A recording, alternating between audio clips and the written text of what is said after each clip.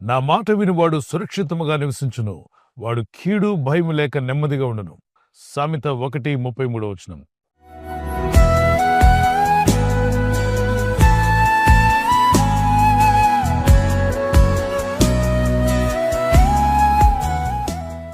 ప్రపంచంలో ఎవరిని అడిగినా ఎవరు కీడును కోరుకోరు.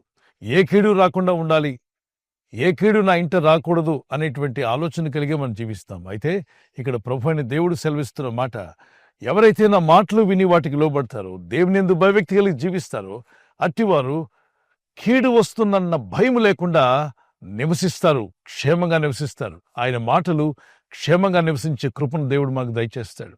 ఈ లేఖనాలన్నీ కూడా గ్రహిస్తూ వెళ్తే ఆయన కట్టడలు కావచ్చు, ఆయన ఆజ్ఞలు అన్ని నరుల మేలు కొరకే ఇచ్చాడు. మనం ఈ భూమి మీద జీవిస్తున్నప్పుడు ఎలా జీవించాలో, ఏ విధంగా జీవిస్తే మేలు కలుగుతుందో, ఎలా జీవిస్తే ప్రొటెక్ట్ చేయబడతామో, కాపాడబడతామో పలు విధాలైనటువంటి ఆజ్ఞలు ముందుగానే హెచ్చరికలుగా ప్రభు మనకు దయచేశాడు. పిల్లలను ప్రేమించే పేరెంట్స్ వారి పిల్లలకు ఎన్నో జాగ్రత్తలు చెప్తూ ఉంటారు. ఓ పిల్లవాడు నిచ్చెనెక్కేటప్పుడు చూస్తూ తండ్రి ఊరుకోడు. అమ్మా జాగ్రత్త, నాన్న జాగ్రత్త అని చెప్పంటారు. మిగిలిన ఇరుగు పొరుగు వారు అలా చెప్పకపోయినా పేరెంట్స్ మాత్రం జాగ్రత్త అని చెప్తారు. ఎందుకు జాగ్రత్త అని చెప్పారు అంటే, జారిపడే అవకాశం ఉంటుంది. ఎక్కే టైంలో ఎక్కే ఆనందం బాగుంటుంది, కానీ జాగ్రత్త లేకపోతే కాలు జారి కొన్నిసార్లు వెనక్కి పడిపోయే అవకాశం ఉంటుంది. అనేక మార్లు మీరు చూస్తూనే ఉంటారు. ల్యాడర్ ఎక్కుతున్న వాళ్ళు, పెయింటర్స్ కావచ్చు, హౌస్ వర్క్ చేస్తున్నప్పుడు అనేక మార్లు ల్యాడర్ జారి కింద పడిన వాళ్ళు మనం చాలాసార్లు చూస్తూనే ఉంటాం. ఆ యొక్క హౌస్ వర్క్ చేయడానికి కావాల్సిన అన్నీ ఉన్నప్పటికీ కూడా ఎక్కడో జాగ్రత్త తీసుకోలేదు.